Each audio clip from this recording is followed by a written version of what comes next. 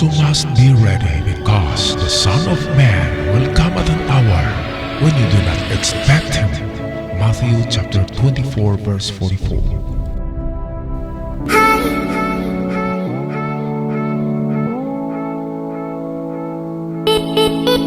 Welcome back to our channel for another minute of treasure analysis and discussions, and also decoding of your treasure markers. Well, you can send your sketch and your pictures to my email surigausan@gmail.com. At ako'y mag-shout out sa lahat ng aking subscribers dito sa kapuluan ng Pilipinas, in Luzon, Visayas at Mindanao. Lalo na diyan sa kasulok-sulukan ng ating kapuluan sa Tawi-Tawi, sa Sulu, Hulu, sa Bataan, at kung saan ka man ngayon na nakikinig at nanonood sa atin. At sa iyo na bago pa lamang nakapag-subscribe, maraming salamat. Ako'y magbigay pugay saludo sa ating mga overseas Filipino contract workers, itong ating mga heroes na nandyan sa abroad, sa Middle East, United Arab Emirates, Saudi, Riyadh, Doha, Qatar, and also dyan sa California, sa Canada, Australia, New Zealand, in Taiwan, Korea, at nandyan din meron tayong subscribers sa Indonesia and Malaysia. Magandang araw mga katiyats. Stay away from that deadly virus. Alright. At ngayon atin ang tatalakayin ang treasure marker na ito. Ano nga ba ang kahulugan? Ating tingnan sa video ngayon. Alright, so ito yung pictures na padala sa atin. Atin muna ito i-enhance para makita natin ang iba pang mga features. Okay. Visible treasure marker dito ay itong arrowhead, letter V. Of course, merong mga malalim na holes. This can be a man-made holes. Itong malalim. Pero itong mga mababaw lang dito, yan ay mga sa nature lang ito. Mga gawa lang patak ng ulan, kaya mababaw lang. Okay, at ang isang picture naman, tingnan natin ito. Okay, so mas maganda ito. Itong isang picture dito ay okay. Enhance ulit natin. Okay, so ito yung nakita natin kanina na V. Yan ay hindi gawa ng nature, gawa ng tao yan. Ganun na rin itong nandito. It's either V or L sign. Okay, at mayroong isang guhit dito na medyo mahaba, nasa 4 inches yata yan. At mayroong letter M. Okay, at dalawang visible holes na malalim. Yan lang ang pwede nating sabihing man-made. Kasi yung ibang mga maliliit na hole, yan naman ay natural lamang sa bato na yan. At yung kanina, yung gilid niya ay ganito yung bandang kanan na gilid dito. Ito yung itsura. Okay, so atin ito i-decode ngayon dito sa isang picture na meron siyang space para doon tayo mag drawing ng ating analysis. Sandali lang. Okay, so ito yung picture na meron ng espasyo para doon tayo mag draw ng mga directions. Okay, so sabihin natin ay standard ang direction nito guys. Sabihin natin ito ay north at south, east and west. Okay, so kung ganyan ang ating direction at kung ganyan din diyan sa actual, mas maganda. Okay, so paano nga ba hanapin ang treasure sa ganitong mga itong treasure marker? Ang maganda rito ay mayroong letter V. Ito. At mayroong letter M. Ito kasi ay nagbibigay ng mga direksyon. At mayroong isang guhit dito. Ang isang guhit basta patayo na nakaganyan Ayon sa mga nakakuha niyan ay 4 meters deep. Yan daw ay lalim ang ganyan na measurement. So, expect tayo na nasa 4 meters ang lalim ng item. Okay, ngayon ang direksyon naman ang ating tingnan. Okay, at itong letter M, ang kahulugan nito ay go down in 5 meters. 5 meters go down. Kung naka-slope ang bundok na yan, nakaganyan, tamang-tama ang definition na M. Ang mga nakuhang treasure sa M ay nasa creek, nasa tubig. Kaya kung sa unahan yan ay tubig, nandun sa tubig ang treasure at yan ay may takip na mga malalapad na bato pag nasa creek. Mga bato na kaya lang siyang itabi ng 4 na tao na may gamit na mga tools. Okay, pero malapad talaga na bato yan. Pwedeng tatayo sa ibabaw ang mga 3 o 4 na tao. Kung merong ganyang bato sa harapan yan, yun ang unahin nyo guys pag hawiin nyo ang bato at hukayin under that bedrock. Kasi mga takip lang yan. Pag medyo malapad na bato sa creek, yan ay takip ng treasures.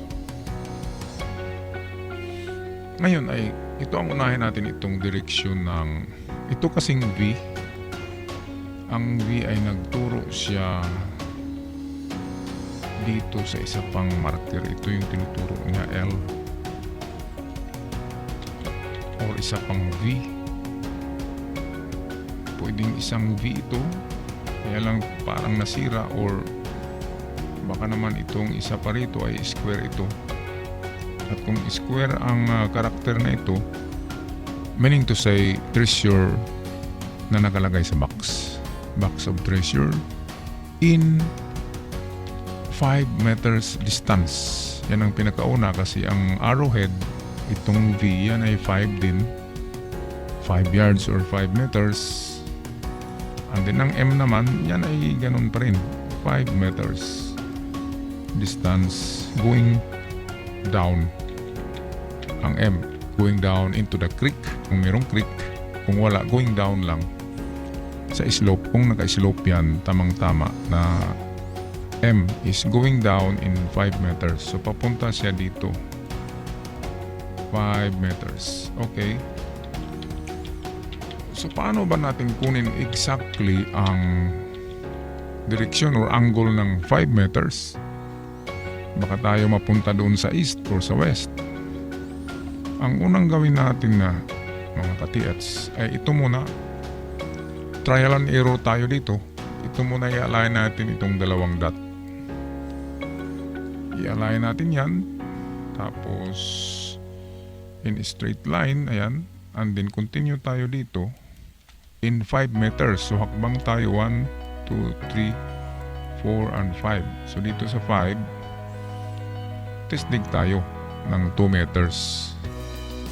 Test dig, pero lakihan lang ang opening ng hukay. Mga 1.5 meter siguro. Huwag naman yung 1 meter lang kasi maliit lang yan na opening para sa test dig. Okay, kasi karamihan ng treasure ay offset sa mga marker. Example, ito yung hukay natin. Ang item ay minsan nandito or nandito, kaya hindi natin matatamaan sa ating hukay. Kahit didiretso pa tayo sa 4 meters, hindi pa rin natin natamaan itong mga treasure sa gilid. Kaya kung lakihan yan, nagdagan ng another half meter, ay matatamaan na siya pag ating hukay. Kaya ganyan ang theory ng test dig. Dapat mas malaki pa sa 1 meter ang opening. Okay, ito guys ang unang approach natin dyan sa kanyang design na 5 meters going to southeast. Kung lagyan natin ito ng compass direction ay nasa ano siya, nakita nyo guys, okay, nasa southeast siya. Ayan, nagaganyan siya. Ito ang southeast. Halos 45 degrees siya, southeast. Ngayon, pangalawang natin approach diyan guys ng direksyon is itong arrow naman ang tingnan natin. Itong dalawang arrowhead, nakaganyan kasi yan. Ayan, at itama natin yan. Yung dalawa, i-align natin. Ayan, at dito tayo, hakbang tayo ng another 5 meters or yards. Test dig ulit tayo dito ng 2 meters lamang. At sa 2 meters, pag meron tayong makikita na mga bagay na gawa ng tao tulad ng mga basag na butilya, putol-putol na kahoy, black soil, uling, pag merong mga ganyan, even buto ng hayop o tao, pag merong ganyan sa 2 meters, magpatuloy tayo sa paghukay hanggang 4 meters. Okay, pero sa 2 meters, kung walang mga ganyan sa sinabi ko, walang mga markers, ay stop na kayo at balik sa pagplano or drawing table, balik tayo doon at tingnan ulit kung saan pa mayroong direksyon na pwedeng hukayin ito. Okay? Ngayon guys ay mayroon tayong pangatlong approach dyan. Pag wala dito sa method 1 and method 2, mayroon tayong pangatlo dyan. Saan ba dyan? Anong ideya nyo guys? Nabasa nyo ba ang iniisip ko? Okay, pagbasihan natin itong dalawang arrowhead. Ang isang arrowhead ay ito ay hindi umabot ng 90 degrees ito. Okay, nasa lang yan, mga 80 siguro. At yung isang arrowhead ay eksaktong 45, I make that 90 degrees ito. Itong nakita dito guys, ito ay 90 degrees. At yan ay nagtuturo yan ng direksyon. Saan ba ang kanyang direksyon? Hindi naman yan kasi pwede na babalik siya diyan. Kaya ang direksyon niya ay papunta rito. So dito tayo maghakbang guys ng 1, 2, 3, 4 and 5 yards or meters. And then test dig tayo ng 2 meters. Ganun pa rin ang proseso. 2 meters test dig. Pag may makita tayong mga bagay na gawa ng tao sa 2 meters, magpatuloy tayo hanggang 4 meters. Pero kung yung mga bagay na gawa ng tao guys ay nakita nyo lang yung mga basag na buti diyan sa 3 dangkal or even in half meter, ay hindi pa yan treasure marker kung nasa half meter lamang na mga basag na buti. Kasi yan ay mga itinapon lamang na buti. At sa paglipas ng panahon, example, ito yung surface ng lupa. Example, 1940 ay nagtatapon ng mga tao ng mga buti diyan na basag sa ibabaw ng lupa. Ngayon, 86 years yata ang nakalipas sa giyera. Ang mga dahon at mga kahoy ay nalalata. At mga dahon na nahuhulog diyan after 80 years plus ay nagiging lupa. Yung mga dahon nag-decay, pati na yung mga kahoy, mga punong kahoy nag-decay at natabunan yan, kaya kumapal ang lupa pag nasa bundok. Pag ang lupa sa bundok ay merong canopy or mga canopy of trees, mga kahoy, kakapal talaga ang lupa at magiging black soil yung ibabaw ng lupa kasi yun ay mga decaying leaves or mga dahon na nalalata sa 80 years nagiging lupa. Kaya tuloy natabunan ang mga buti. At ang mga buti ngayon ay makikita na siya sa 1 foot. Example, ito na yung dahon na makapal at ang layer ng lupa ay nandito lang ang original. Pero sa ngayon ang lupa ay kumapal kaya ang buti ay naibaon. Pero hindi yan naibaon kundi nadagdagan ang lupa sa surface. Kaya ganyan ang nangyari. Pag mga buti lamang na nasa 1 foot or even nasa kalahating metro ay hindi pa yan sigurado na yan ay treasure markers. Yan ay mga natapon lamang. Mga plato, mga basag, yan ay mga natapon lamang. Pero kung ang nahukay nyo na marker, example dito, ay nasa 2 meters talaga ang lalim, yan ay siguradong treasure marker kasi sino pa naman ang maghukay pa ng 2 meters para ilagay lamang doon ang botelya. Okay? Pero exempted yan kung yan ay compost pit. Yung compost pit ay 2 meters din yun na doon tayo nagtatapon ng ating mga organic decaying materials, mga basura. Tinatabunan uli natin yan. Kaya kung sari-sari na napakarami na talaga ang nakikita nyo guys sa hukay, yan ay compost pit. Compost pit yan pag meron ng mga lata, and then kung atin yan tingnan, i-carbon date, ang lata naman ay nalalata na yan sa 80 meters, wala nang make that sa 80 years, wala nang lata pa. Diba? At kung merong lata, meaning to say, nasa 10 taon pa yan na mga basura under 2 meters. Kaya kailangan talaga ng mapanuri, pagsusuri, at huwag tayo magpadala sa ating isip na merong treasure. Kahit yung natagpuan natin na marker ay bago-bago pa lamang ng mga bagay. Isipin natin, 86 years ang nakalipas. Matagal na yun. At kahit merong bakal na naibaon sa ganyang panahon, siguradong durog na yun sa ngayon. Okay guys, kasi minsan nakakita kami ng mga tools under 2 meters, 3 meters. Pag matagpuan mo yung lumang tunnel ng mga treasure hunter noon, meron sila mga naiiwan na mga bara or barita.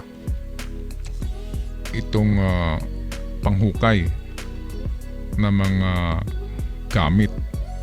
At magtaka ka, bakit hindi pa ito lata? Kasi mga 10 taon o 5 taon pang nakalipas.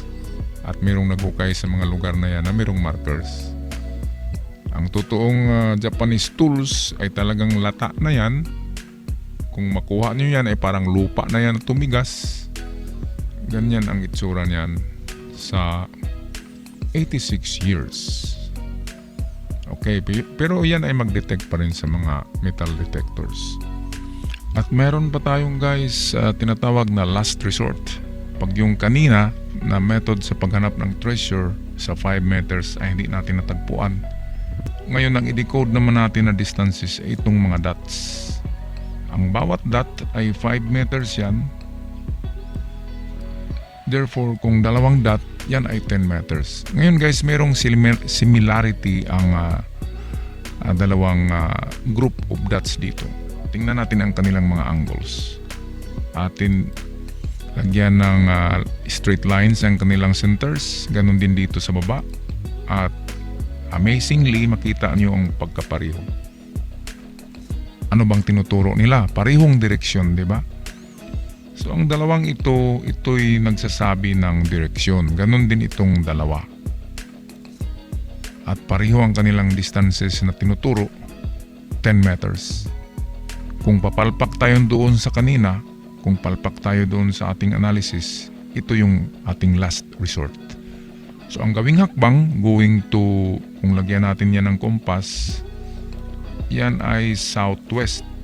Ayan, nasa angle siya na ganito. Halos 45 degrees pa rin going to southwest.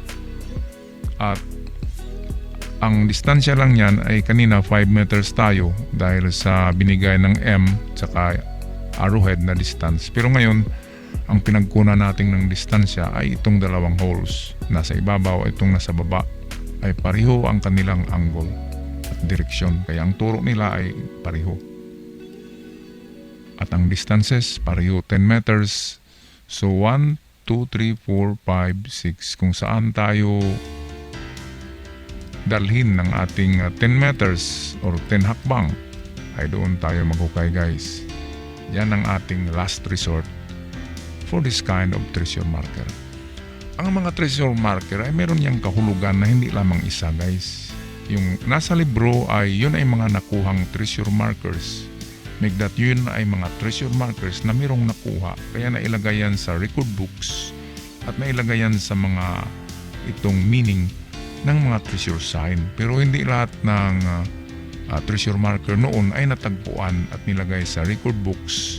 Kaya ngayon meron tayong makikitang mga bagong treasure markers, which is yan ang ating ina-analyze at yung ating reference book Yun lamang ay nagbibigay ng liwanag para sa ating explanation.